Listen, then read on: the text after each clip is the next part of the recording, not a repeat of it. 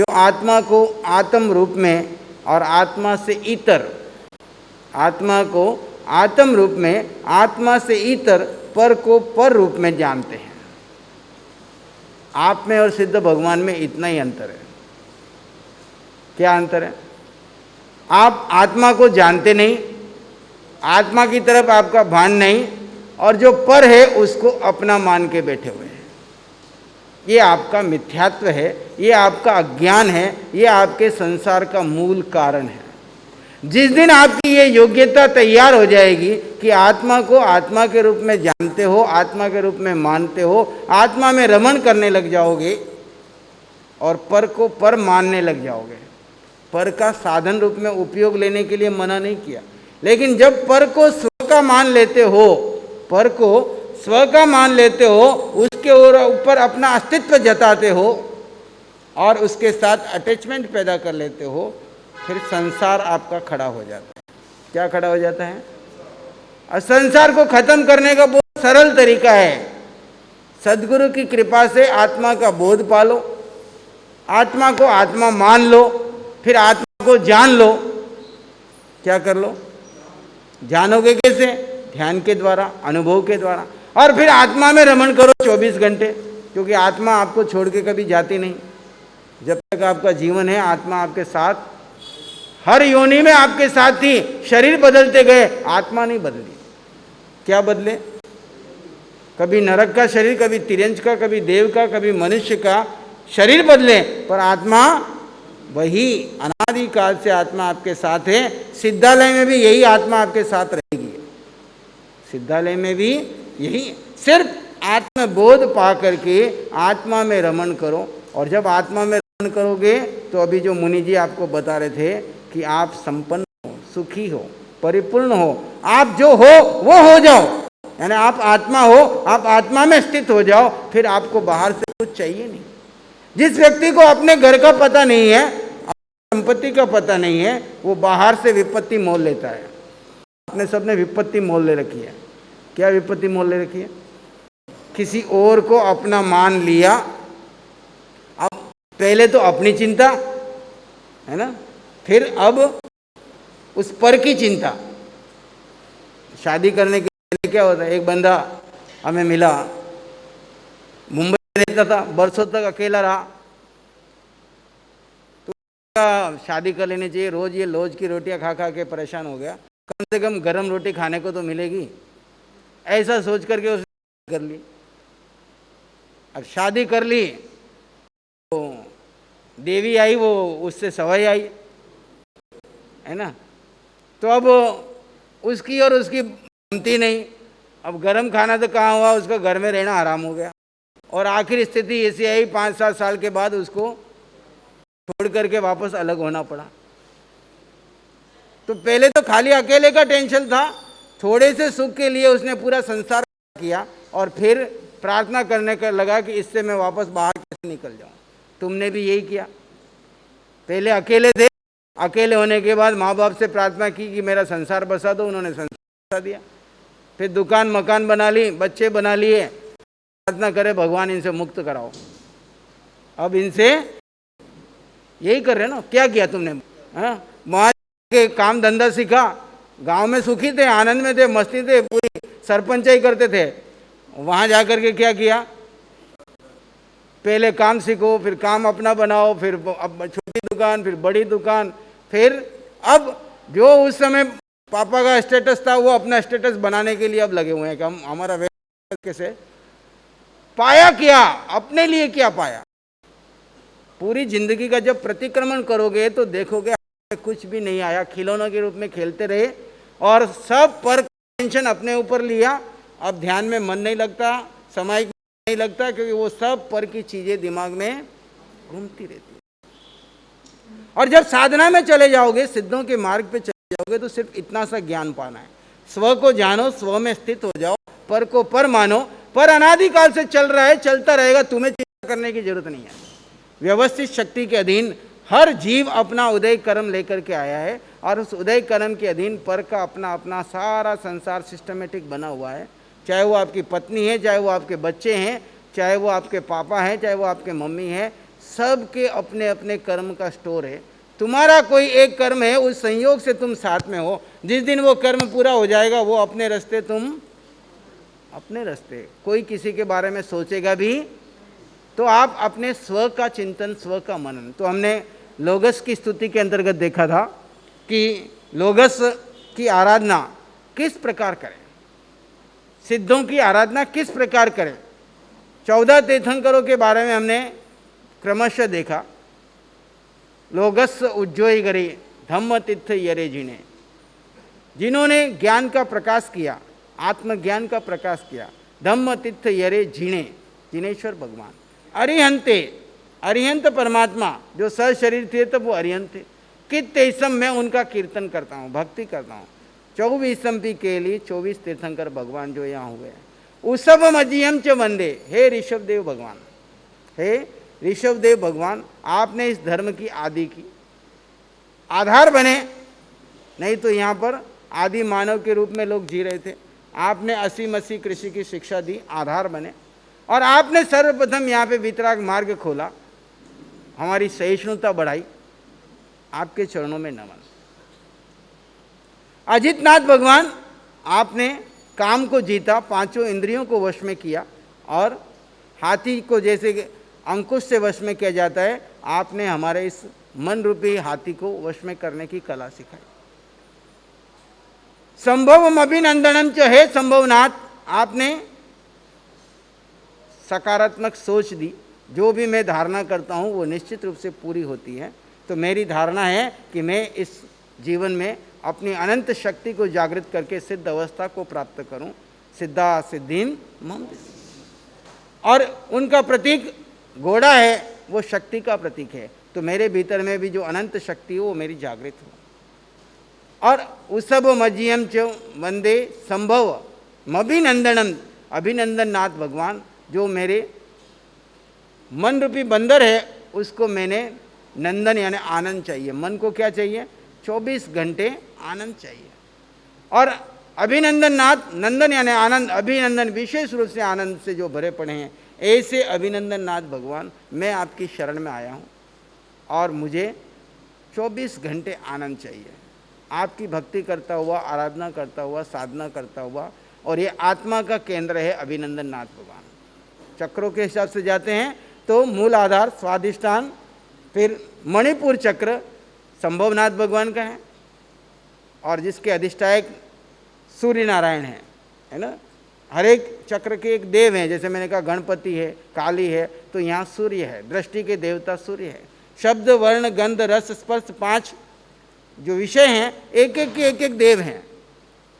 गंध का देव गणपति है, रस की देवी काली है, और दृष्टि का देव सूर्य है। सूर्य दूर बैठे हैं फिर भी आप सबको शक्ति से चार्ज करते हैं। आकाश में सूर्य आते ही आप सबको क्या मिल जाती है? दृष्टि।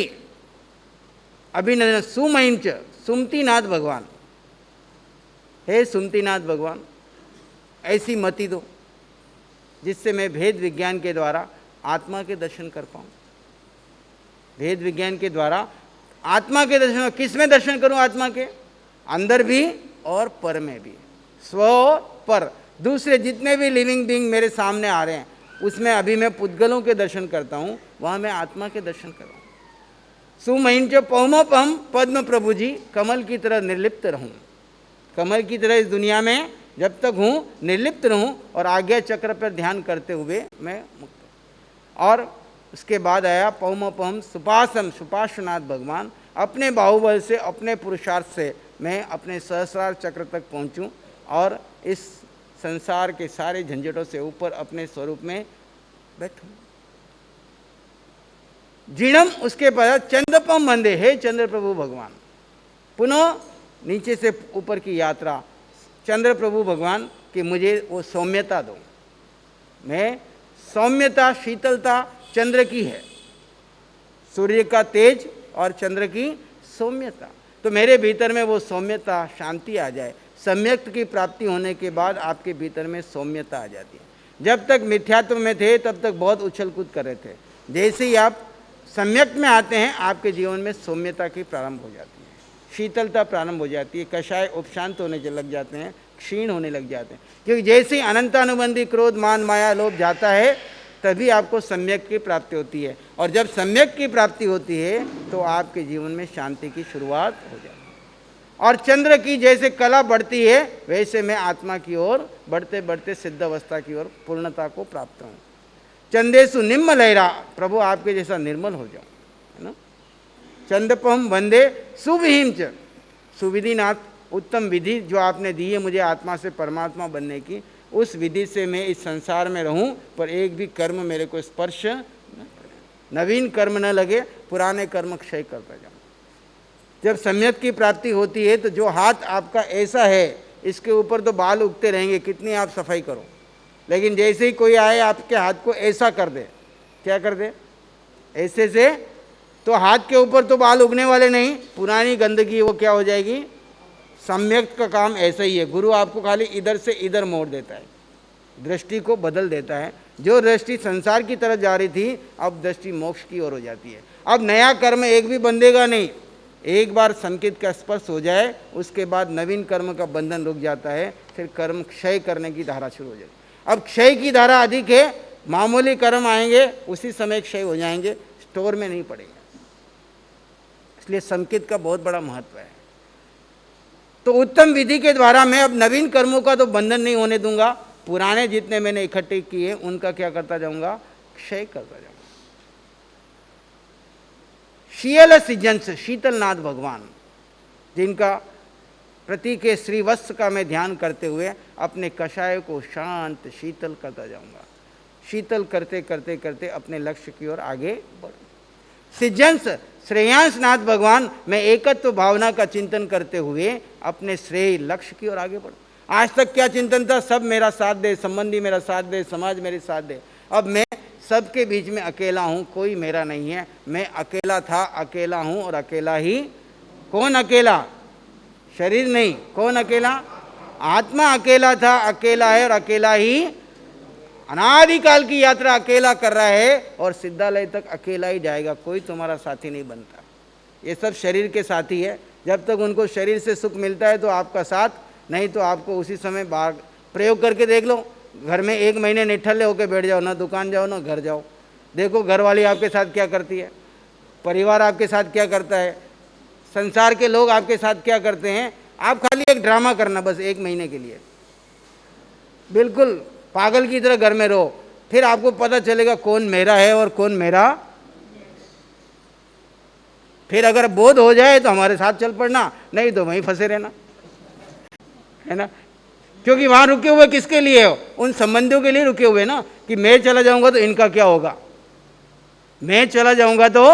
आप जीते जी देख लेना कि मेरे बिना ये लोग क्या क्या ड्रामे करते हैं। जब मेरे दिमाग को थोड़ा सा स्क्रू ढीला हो गया ऐसा समझ लो, तो फिर इनके मन में क्या क्या विकल्प आते हैं, क्या क्या सोच लेते हैं, क्या क्या कर लेते हैं, और अंततः आपको बोसरे बोसरे ही करेंगे कि ये हमारे काम का नहीं है, अब छोड़ो, इसकी जगह किसी और को दो, दुकान पे इसकी जगह किसी और को भेजो, और काम के लिए किसी और व्यवस्था बनाओ, ये तो आउटडेट। तो वो आउट करे उसके पहले आप आउट हो जाओ ना। वो लोग आज नहीं तो कल आपको आउटडेट करेंगे, है ना। उससे पहले आप खुद ही बोसरे बोसरे कर दो, फिर आपको कभी दुख नहीं होगा। वो छोड़े उसके पहले हमने ही छोड़ दिया। संसार कल आपको छोड़ने वाला है, उसके पहले आप संसार को छोड़ दो।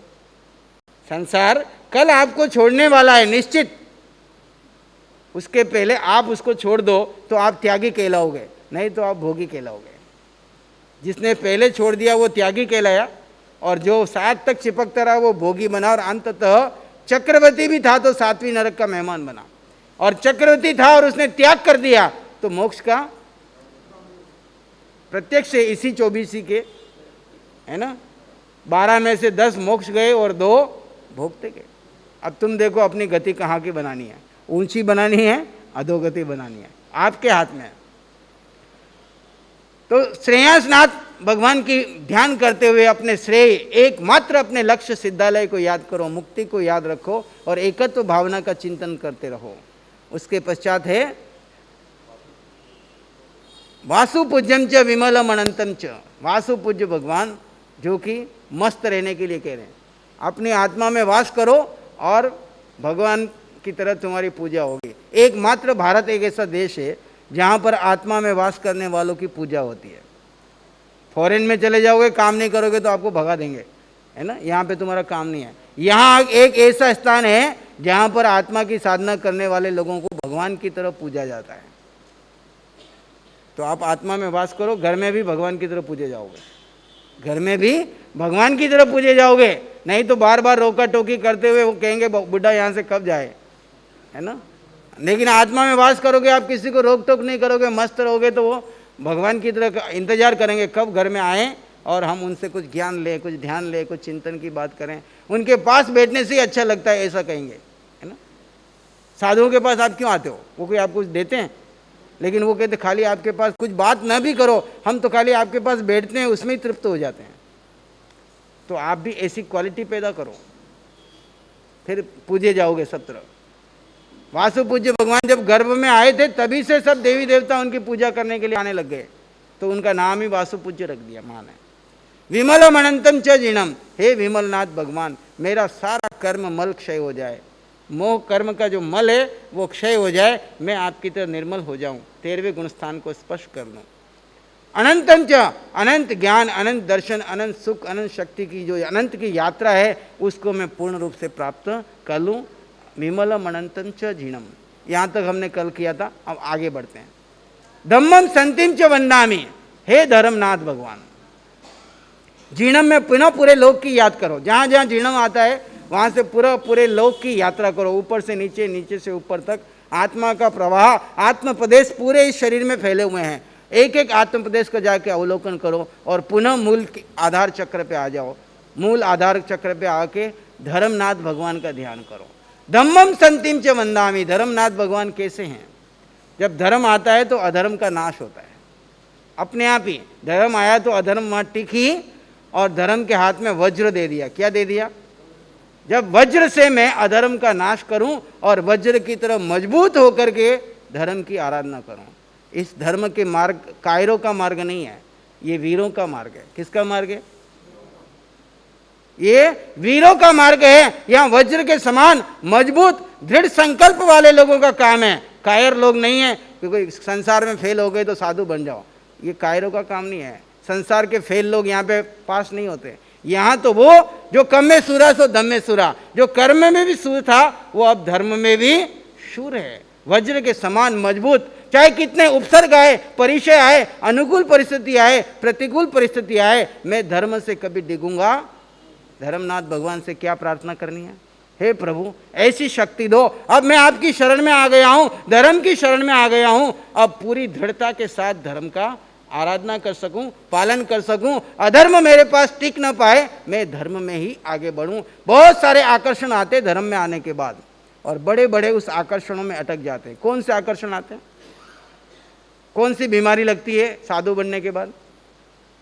बोलो, धर्म में आने के बाद कौन सी बीमारी लगती है?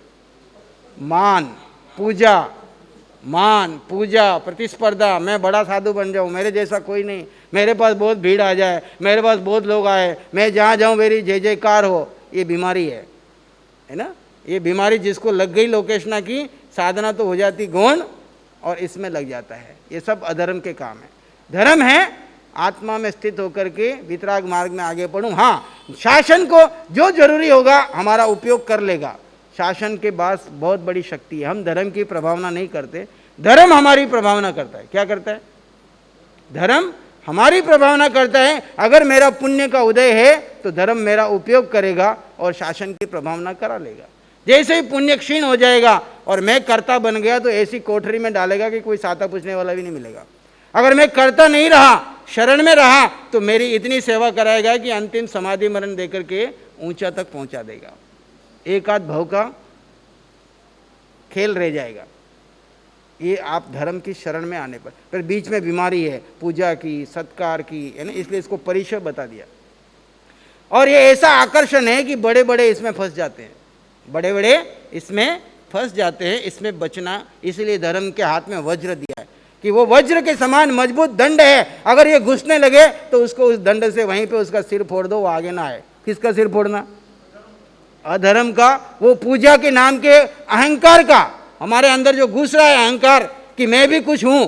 छोटे छोटे संत में देखता हूं छोटे छोटे संत, मैं कुछ बनूं, मेरी पूजा हो, मेरा, मुझे बड़ी करुणा आती, हंसी आती, क्योंकि जब हमने शुरू में भी हमारे मन में भी पैदा होता था, लेकिन गुरुजी ने हमारे को एक ही बात कही कि एक सच्चा 27 गुणधारी साधु बन जाओ। कितना?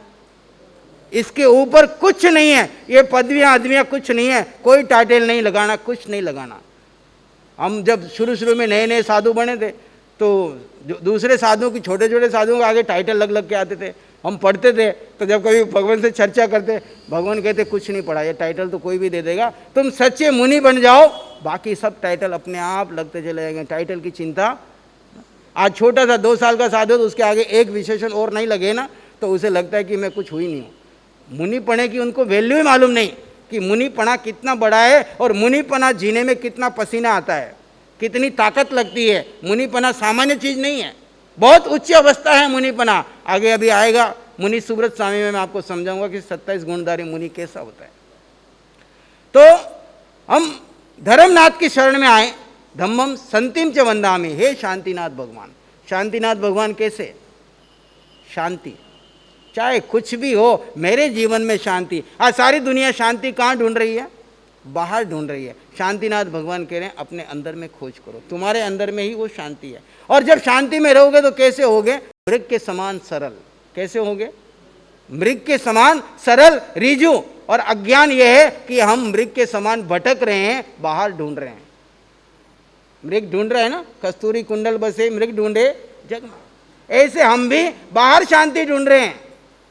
शांति अंदर है, ध्यान करोगे अंदर में अभी शांति मिलेगी। शांतिनाथ भगवान की वो प्रेरणा दे रहे हैं। कुंतुम अरंच मल्लिम वंदे, हे कुंतुनाथ। जब वो गर्भ में आए तो कुंथुओं का ढेर, यानी कुंथु रतन का ढेर उनके घर में आया तो उनका नाम कुंथुनाथ रख दिया। अगर आपके पास रत्नों का ढेर है तो उसका उपयोग किसमें करना? तो उनका प्रतीक बताया बकरा, अभयदान। क्या करना? बकरा ऐसा जीव है जो उसका बेचारे की गति क्या है, जहाँ जा रहा है उसको कट रहा है, हिंसा हो रही है, ऐसे जीवों को अभयदान दो। अर्थ का उपयोग किसमें लगाओ? अभयदान में। तुम्हारे पास ज़्यादा अर्थ है तो अभयदान। दानान सेठम अभय ध्यानम, दानों में सर्वश्रेष्ठ कौन सा दान है? अभयदान। अरंच मल्लिम वंदे, अरनाथ भगवान जिनका प्रतीक है नंदावर्त। नंदावर्त स्वस्तिक से आगे की स्थिति है, और अरहत अवस्था को मैं प्राप्त करूं, ऐसे अरहनाथ भगवान को मेरी प्रार्थना। मल्लिम वंदे, कुंतुम अरंच मल्लिम वंदे, हे मल्लिनाथ भगवान, जिन्होंने एक पहर में केवल ज्ञान पाया। कितने पहर में? एक पहर में। सारे 24 तीर्थंकरों में सबसे जल्दी मोक्ष पाने वाले हैं मल्लिनाथ भगवान। और उनका प्रतीक है कलश, है ना। कलश यानी इस शरीर में अशुचि भी भरी हुई है और अमृत भी भरा हुआ है। तुम्हारी दृष्टि क्या है? वैराग्य देने के लिए 6 राजकुमारों को बताया कि तुम युद्ध करने आए हो, आओ मेरे पास, देखो इसका सत्य क्या है। जब घड़ा खोला तो अंदर से क्या निकली? इतनी गंदगी निकली कि वो सब नाक दबा के भागे। तो बोले ये 6 महीने के घड़े में इतना देख रहे हो, इसमें तो कितने सालों से अशुचि भरी पड़ी है। 6 के 6 को वैरागी बना दिया और सबको साधु बनाया। एक पहर में मोक्ष चली गई, केवल ज्ञान पा लिया, निर्वाण को पा गए। तो मल्लिनाथ भगवान की तरह ये सब मल्ली भगवतियाँ हैं ना, आप सबको आत्मा का बोध दे करके एक पहर में मोक्ष तक पहुंचा सकती है, अगर ये धारणा कर ले तो। अगर ये मोह में फंसा दे तो संसार में, तो मल्लिनाथ भगवान की तरह जब भी कोई मल्ली भगवती सामने आए, मन खराब होने लगे, तो उसमें मल्लिनाथ भगवान के दर्शन करो कि ये मल्लिनाथ भगवान के रूप में है। इनमें आत्मा के दर्शन करो और ये हमें आत्मा से परमात्मा बनाने में निमित्त बन सकती है। इनका अपमान मत करो, इनको मोह में खुद फंसो नहीं, इनको मोह में फंसाओ मत, बल्कि जैसे मल्लिनाथ ने उस 6 राजाओं को क्या कर दिया, मोह के चक्र से बाहर। और उसके पश्चात आते हैं मुनि सुब्रत स्वामी। मैं सच्चा मुनि बन जाऊं। क्या बन जाऊं? हे मुनि सुब्रत स्वामी, मैं सच्चा मुनि बन जाऊं, सुव्रती बन जाऊं और अपने आप का स्वामी बन जाऊं। क्या बन जाऊं? मुनि के कितने लक्षण हैं?